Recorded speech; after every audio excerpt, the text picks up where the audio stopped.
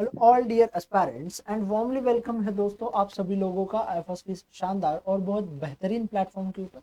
और मेरा नाम है वैभव सर और बातें हो रही है गैडबी 2025 के टॉपर लोगों के साथ, रैंकर बच्चों के साथ। और आज हमारे साथ गया जो कि स्थित है हमारे बिहार में, वहाँ से एक कैंडिडेट जुड़े हैं जिन्होंने गैडबी 2025 के एग्जाम्स को बहुत ही शानदार और लाजवाब रैंक के साथ क्वालिफाई किया है। तो जानते हैं उनकी जर्नी क्या रही थी इस एग्जाम्स के प्रिपरेशन के लिए, उसी के साथ साथ उन्होंने कैसे पढ़ा है और भी सारी चीज़ों को उनके थ्रू हम समझते हैं, जानते हैं।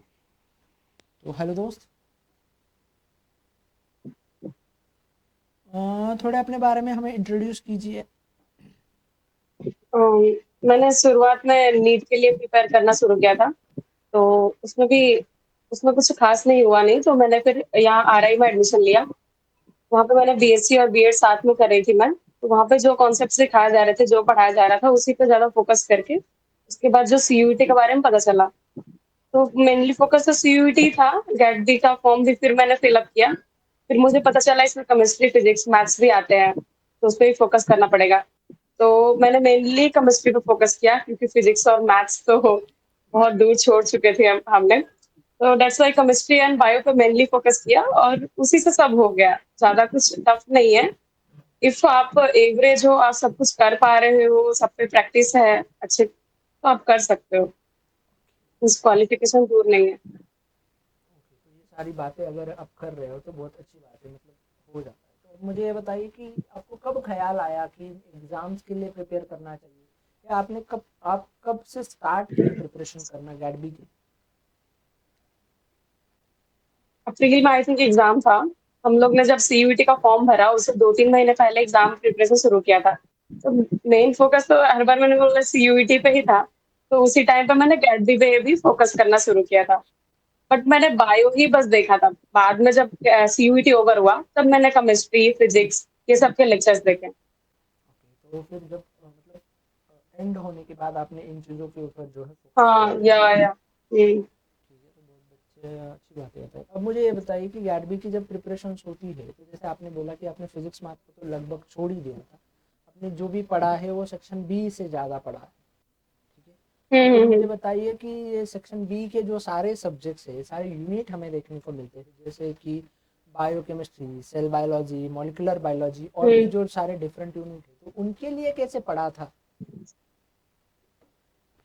ये सब आईएफएस जो लेक्चर्स थे, वो मुझे बहुत हाई लेवल लगते थे। जब मैं सीयूईटी का भी देखती थी, तो मुझे वो थोड़े हाई लेवल लगते थे। मुझे लगता था ऐसा क्वेश्चन भी आता है क्या। तो फिर मैंने जब प्रीवियस ईयर भी देखा, तो फिर मुझे लगा यहाँ पे बायो प्रोसेस आएंगे, लेकिन इस साल कंपेरेटिवली मुझे नहीं लगा कि उतना कोई उधर यूनिट से क्वेश्चन आए थे। जो ट्वेल्थ लेवल और एनसीईआरटी लेवल का ही मैक्सिमम क्वेश्चन था।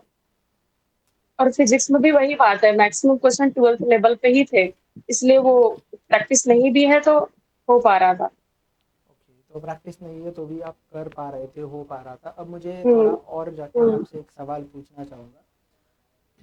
पहले तो मतलब ये जो हार्ड लेवल के सवाल होते हैं प्रैक्टिस करने के लिए, उसका सिंपल सा पर्पज़ ये होता है एज एन फैकल्टी कि जब आप हार्ड लेवल के सवाल कर लेते हो तो आप इजी लेवल, मतलब आपको एग्ज़ाम हॉल में बैठने के बाद वो सवाल आपको हार्ड लगता ही नहीं, आपको लगता है कि इससे बेहतर तो मैं कर चुका हूँ, तो फिर मैं क्लियरली ईजी हो जाता है।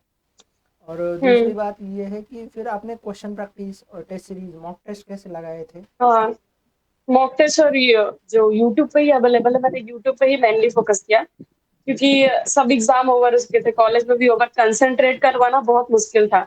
इसलिए यूट्यूब एक अच्छा सोर्स है, जिससे मैंने फोकस किया, ट्राई किया मॉक टेस्ट लगाने का। ओके, और लास्ट में मैंने 2 दिन पहले फुल मॉक टेस्ट दिया था, गैट बी का 2-3 पेपर। अब मुझे ये बताओ कि एग्ज़ाम हॉल में जब आप जाते हो तो एग्ज़ाम हॉल में अपने सेक्शन बी में 100 सवालों में 60 सवाल ढूंढना जो है अपने आप में ही एक बहुत ही लाजवाब स्किल है। तो फिर तुमने हम्म। कैसे 60 सवालों को ढूंढा था वो? पहले तो मैंने 50 अटेम्प्ट किए थे। 50 में जिस बिल्कुल श्योर थी वो किए थे। फिर उसके बाद फिर जैसे जैसे आगे बढ़ी, मैं मतलब फिर मैंने सेक्शन ए बी को छोड़ दिया, फिर मैंने सेक्शन ए पे गई। फिर उसको पूरा कंप्लीट किया, फिर वापस से सेक्शन बी पे गई। फिर मैंने थोड़ा और कंसंट्रेट किया, फिर और सोचा। फिर जाके कुछ एलिमिनेट भी किया, और फिर जाके कुछ और अलग सिलेक्ट करके अलग भी कुछ। ट्राई किया करने का।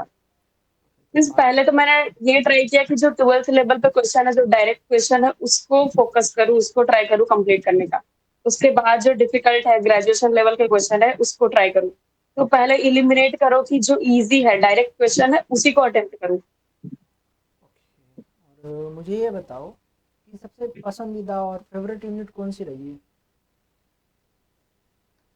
फेवरेट यूनिट बायोटेक में ऐसे जो सेल बायोलॉजी है और जो जेनेटिक्स है और बायोटेक्नोलॉजी, ये सब तो फेवरेट है। ओके। और सबसे हार्ड और सबसे कॉम्प्लेक्स यूनिट कौन सी लगी फिर?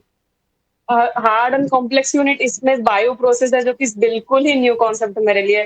मैंने कभी भी पढ़ा नहीं था उसके बारे में। मैंने इसी में पढ़ा है, जो गैट बी के लिए ही पढ़ा था बस।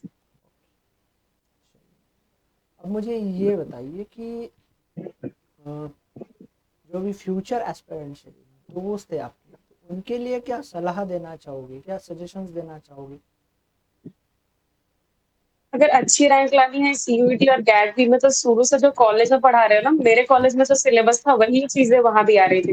तो कॉलेज में मेनली फोकस करो, और फिर यूट्यूब में जो फ्री अवेलेबल है उसमें भी जा सकते हो। फिर अगर अच्छा और भी अच्छा करना है तो फिर एक्स्ट्रा सोर्सेज के लिए कोचिंग और बुक्स वगैरह भी ले सकते हैं।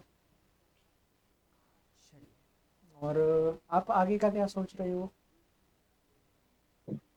आगे का अभी तो गैट बी के थ्रू ही एडमिशन लेने का सोचा है।